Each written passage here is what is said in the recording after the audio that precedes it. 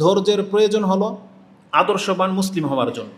আল্লাহ সুবহানাহু ওয়া তাআলার আদেশ নিষেধকে মেনে চলার জন্য ধৈর্য লাগে। আজকে অধিকাংশ মানুষ সালাত কেন পড়ে না? অধৈর্যতাই। অধিকাংশ মানুষগুলো মাঝে মাঝে ইসলাম পালন করে, মাঝে মাঝে ছেড়ে দেয়, প্রশান্তি পায় না, একই রকম তার আমল থাকে না। কেন? অনেকে আমাদের কাছে প্রশ্ন করে যে আমি এক পর্যায়ে ভালোই ছিলাম, নামাজ আদায় করতাম, 5 ওয়াক্ত নিয়মিতই, হারাম থেকে বেঁচেছিলাম। অনেকে যারা সিগারেট থেকে তওবা করেছে, জর্দা গুল তামাক থেকে তওবা করেছে, কিছুদিন পরে আবার বলতেছে একটা টান দিয়েই ফেলেছি। অধৈর্য।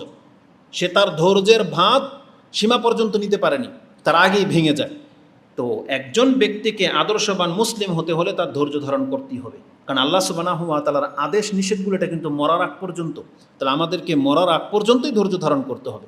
যার মধ্যে ধৈর্য আছে সেই কিন্তু ইবাদত করে টিকে আছে, আর যার মধ্যে ধৈর্য নাই, দেখেন রমজান মাসে যে ইবাদতগুলো আমরা করেছি 15 দিনেও মাত্র পাস হয়েছে, অধিকাংশ মানুষের কাছ থেকে সেই ইবাদত ছুটে গেছে। কিছু মানুষ আছে হয়তো তারা ধৈর্য ধারণ করে এখন পর্যন্ত বহাল রেখেছেন। এজন্য ইবাদত বন্দেগীর ক্ষেত্রে ধৈর্য লাগবে, যদিও আমরা অধিকাংশ মুসলিমরা এটা বুঝি না যে ধৈর্যটা ইবাদতের ক্ষেত্রে ধৈর্য লাগে, এটাই হচ্ছে মূলত সব থেকে বড় ধৈর্য, এটা আমরা বুঝি না। বিপদে পড়লে ধৈর্য ধারণ করতে হয় এটা আমরা সবাই জানি, কিন্তু আসসাবরু আলা তাআতিল্লাহ, আল্লাহর আনুগত্যের ক্ষেত্রে যে ধৈর্য লাগে, আসসাবরু আলা আন মাহারিমিল্লাহ, আল্লাহর মাহারামাতগুলো থেকে বেঁচে থাকার জন্য যে ধৈর্য লাগে, এটা অধিকাংশ মুসলিমরা আমরা জানি না। এজন্য আমাদেরকে ধৈর্যের চ্যাপ্টারটা খুব গুরুত্বের সাথে নিতে হবে। ধৈর্য লাগবে দোয়া করার ক্ষেত্রে। অধিকাংশ মানুষ আমরা আল্লাহর কাছে দোয়া তো করি, কিন্তু অধৈর্য। সে সম্পর্কে একটা বক্তব্য তো করেছি, ইনশাল্লাহ এই সম্পর্কে আপনার কাছে আলোচনা করা হবে। ধৈর্য লাগবে সম্পর্কে টিকিয়ে রাখতে গেলে। আপনি যদি সম্পর্ক টিকিয়ে রাখতে চান, সেটা বন্ধুত্ব বলেন, সেটা আত্মীয়তার সম্পর্ক বলেন, সমাজ বলেন, রাষ্ট্র বলেন, যেই কোনো ব্যক্তির সাথে সম্পর্ক টিকে থাকতে হলে আপনাকে ধৈর্যশীল হতে হবে। আজকে অধিকাংশ সংসারগুলো, অধিকাংশ মানুষের সাথে লেনদেন করে সম্পর্ক নষ্ট হয়ে যায় শুধু অধৈর্যতার কারণে, তাড়াহুড়া করার কারণে। এই জন্য আমাদেরকে এই সেক্টরটাতে সব থেকে বেশি ধৈর্যের প্রয়োজন রয়েছে। তেমনি ধৈর্য লাগবে আপনার আল্লাহ সুবহানাহু ওয়া তাআলার কৃত ভাগ্যের উপরে সন্তুষ্ট থাকার ক্ষেত্রে ধৈর্য লাগবে। এই রকমের হাজারো দিক আছে, যেই দিকগুলোর ক্ষেত্রে ধৈর্যশীল হওয়া অত্যন্ত জরুরি। এই জন্য আমরা এই বিষয়টাকে আপনার কাছে তুলে ধরব। বাকি কথাগুলো ইনশাআল্লাহুল আজিজ এক একটা পর্বের মধ্যে আসবে। এবার আসুন, ধৈর্য মূলতটা কি?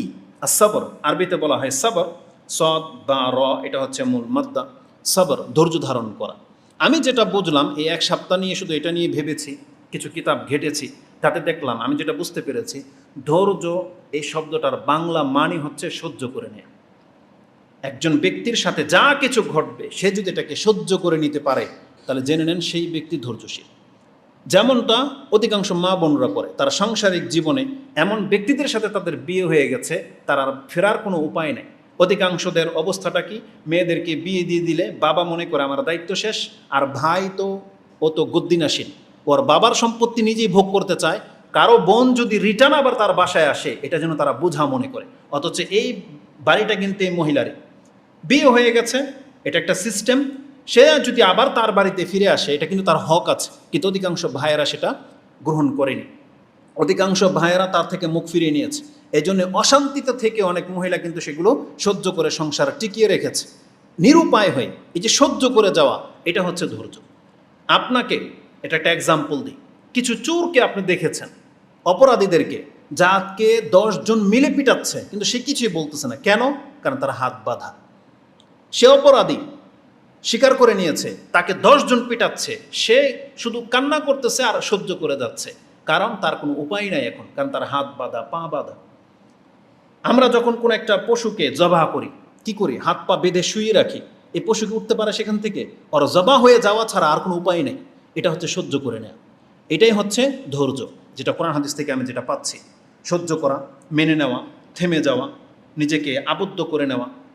লোগাতান এটার আরবি ডিকশনারির ভাষায় কি বলা হয়? আসসাবর মানে হচ্ছে আল মানউ ওয়াল হাবস, নিজেকে বন্দি করে নেওয়া, বেঁধে নেওয়া, এটা হচ্ছে মূলত ধৈর্য।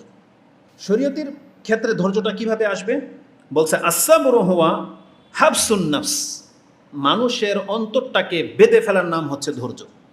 এবং এই মর্মে কোরআনে আল্লাহ সুবহানাহু ওয়া তাআলা এই অর্থে আয়াত নাযিল করেছেন, যেটা আপনি সূরা কাহাফ 18 নম্বর সূরার 28 নম্বর আয়াতে পেয়ে যাবেন। আল্লাহ মুহাম্মদুর রাসূলুল্লাহ সাল্লাল্লাহু আলাইহি ওয়াসাল্লামকে এই ভাষায় বলেছিলেন, ওয়াসবির নাফসাকা মাআল্লাযিনা ইয়াদউনা রাব্বাহুম বিল গাদাতি ওয়াল আশি।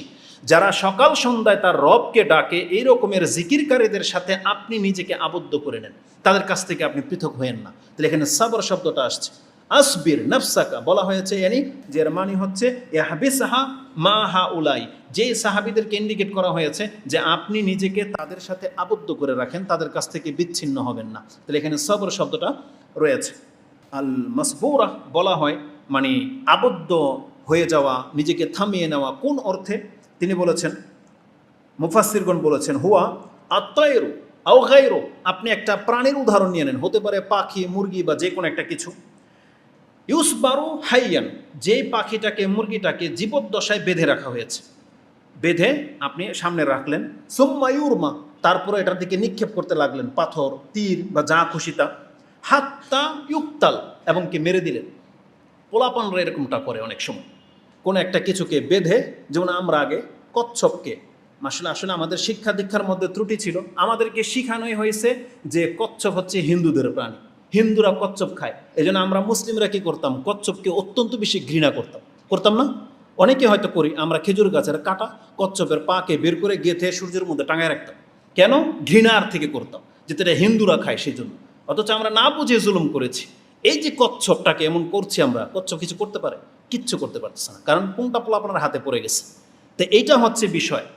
আরব পোলাপানরা এমন করতো, পাখি বা মুরগিকে বেঁধে তীর নিক্ষেপ করতো, টার্গেট বানাতো, যেমন আমরা অনেক সময় করি। কিন্তু আরব পোলাপানরা কি করতো, মুরগি বা জীবন্ত একটা পশুকে বেঁধে এরকম করতো। রাসূলুল্লাহ সাল্লাল্লাহু আলাইহি ওয়াসাল্লাম তাদেরকে নিষেধ করেছেন যে এমনটা করা যাবে না। সেই পর্বে কি আছে জানেন নিষেধটা? আপনি মুসলিমের একটা পর্ব নিয়ে নেন, 35 নম্বর পর্ব, এটা অধ্যায়, শিকারের অধ্যায়। তার 12 নম্বর পর্বে তিনি এইভাবে অধ্যায়টা কায়েম করেছেন, আন্নাহি আনসাবরিল বাহাইম।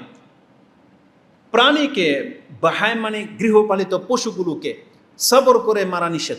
সবর মানে কি? এখানে সবর শব্দটা আসছে, তার মানে ওকে এমনভাবে আপনি বেঁধে নিলেন, ও লড়তে পারবে না, আপনি যা খুশি এখন তার সাথে করতে পারেন। যারা ইসলামের উপরে তহমত দেয়, আপনি ন্যাশনাল জিওগ্রাফিতে বা বিভিন্ন প্রামাণ্য চিত্রের মধ্যে আমরা দেখতে পেয়েছি, ইউরোপ আমেরিকানরা, খ্রিস্টানরা অথবা ইহুদি জাতি, জানি না কারা এরা মানুষকে হত্যা করে, আর এরা নাকি সব থেকে বেশি সফট মাইন্ডের মানুষ।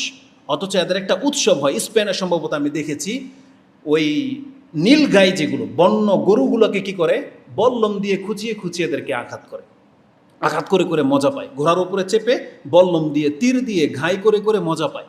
যে যত বেশি কষ্ট দিতে পারে, এটাকে রক্ত ঝরতেছে গরুর এ থেকে, আর ওরা মজা করতেছে। তাহলে ইসলামের মধ্যে আজ পর্যন্ত কোনো মুসলিম এমনটা করে নাই, এমন কোনো উৎসবই নেই আমাদের যে আমরা কোনো প্রাণীকে এইভাবে কষ্ট দেব। বরং ইসলাম আমাদেরকে শিক্ষা দিয়েছে যে ইবাদত আমরা কুরবানি করে করি। ইনশাআল্লাহুল আজিজ আসতেছে সামনে, আল্লাহ যেন আমাদেরকে কুরবানি করার তৌফিক দান করে। রাসূল সাল্লাল্লাহু কি বলেছেন? তোমরা যদি কোনো ব্যক্তি কাউকে হত্যা করতে হয়, কুরবানি করতে হয়, তাহলে উত্তম পন্থায় হত্যা করবে। তোমার অস্ত্রটা এত বেশি ধারালো হতে হবে যাতে চালানোর সাথে সাথে ওর আত্মাটা বেরিয়ে যায়। তাকে কষ্ট দিয়ে মারতে নিষেধ করেছেন, ভোঁতা কোনো চাকু দিয়ে আঘাত করতে নিষেধ করা হয়েছে, নখ দিয়ে, হাড্ডি দিয়ে জবা করতে নিষেধ করা হয়েছে। ইসলাম এই দিকে সূক্ষ্মভাবে খেয়াল রেখেছে যে আমাদের ইবাদত এটা বটে, কিন্তু আমরা যেন কোনো রকমের বাড়াবাড়ি না করি। খেলতামশার বিষয় নয় এটা। কিন্তু এই সমস্ত ইহুদি নাসারা, এরা এদেরকে মানুষ ভালো বলে, অথচ এই সব দৃশ্যগুলো যদি আপনি দেখতে পান যে এরা করে কি, তাহলে বুঝতে পারতেন আপনি যে ইসলাম আমাদেরকে কতটা উত্তম জীবন ব্যবস্থা দিয়েছেন। তো রাসূলুল্লাহ সাল্লাল্লাহু আলাইহি ওয়াসাল্লাম থেকে এই মর্মে একটা হাদিস আনা হয়েছে। জাবির বিন আব্দুল্লাহ রাদিয়াল্লাহু তাআলা আনহুমা তিনি বলেন, নাহা রাসূলুল্লাহ সাল্লাল্লাহু আলাইহি ওয়াসাল্লাম আইয়ুকতালা শাইউন মিনাদ দাওয়াবি সাবরান। কোনো প্রাণীকে বেঁধে ওটাকে হত্যা করা নিষেধ। এই যে আপনি ঢিল মারবেন, তারপরে তীর মারবেন, গুলি করবেন, টার্গেট বানাবেন, কোন একটা জীবন্ত পশুকে বেঁধে, এটা ইসলামে হারাম করা হয়েছে। তাহলে এই হাদিসের মধ্যে সবর শব্দটা ব্যবহার করা হয়েছে। তার মানে সবর মানে হচ্ছে এই যে দেখেন প্রাণীটাকে বেঁধে রেখে দেওয়া হয়েছে, ওর কোনো উপায় নেই, এটা হচ্ছে সবর করা। এইরকম হয়ে যেতে হবে আমাদেরকে, যে আমাদেরকে যদি কেউ না হাত পা বেঁধে পানিতে ফেলে দেয়, আমাদের যেমন কোনো উপায় থাকবে না। ব্যক্তি জীবনে মরার আগ পর্যন্ত যদি আমরা এইভাবে চলতে পারি, আমাদেরকে কেউ কষ্ট দেবে, আমাদের জবানকে এবং আমাদের হাতকে যদি আমরা বেঁধে রাখতে পারি, এটা হচ্ছে মূলত ধৈর্য। এটা আমাদেরকে ইসলাম শিক্ষা দিচ্ছেন। তো সাবর মানে হলো সাবার তো নফসি, কোনো ব্যক্তি যদি ধৈর্য ধারণ করে সে এইভাবে বলে, আরবি ভাষায় বলে যে সাবার তো নফসি, আমি আমার অন্তরের মধ্যে এটাকে গেঁথে নিলাম, মানে এই সিদ্ধান্তে আমি অটল যে আমি এইটা করবই করব। এই যেটা সে মন থেকে স্থির করে এটাই হচ্ছে সাবর। সেই সম্পর্কে কোরআন হাদিসে যথেষ্ট কথা আছে। আমি শুধু স্বাভাবিকভাবে বোঝানোর জন্য যেই কতগুলো অ্যাঙ্গেল দেখেছি তার মধ্যে থেকে এই কথাগুলো আমার কাছে বেশি সহজ মনে হয়েছে, বিদায় হাদিস আমি আপনাকে তুলে ধরলাম যে এটা হচ্ছে ধৈর্য। যে আমাদেরকে যদি কেউ বেঁধে পিটায়, ওই অবস্থায় যেমন আমার মুখ থেকে কোনো গালি বেরোবে না, আমার কোনো প্রতিক্রিয়া বেরোবে না, তাহলে হাত খোলা অবস্থায় যদি কেউ আমাদের সাথে এরকম বেয়াদবি করে, কষ্টমূলক আচরণ করে, আমরা যেন ওই রকমের রিয়েক্ট করি যেমন আমার হাত বাঁধা থাকলে করব, আমার গায়ে শক্তি থাকলে যেন আমরা করব।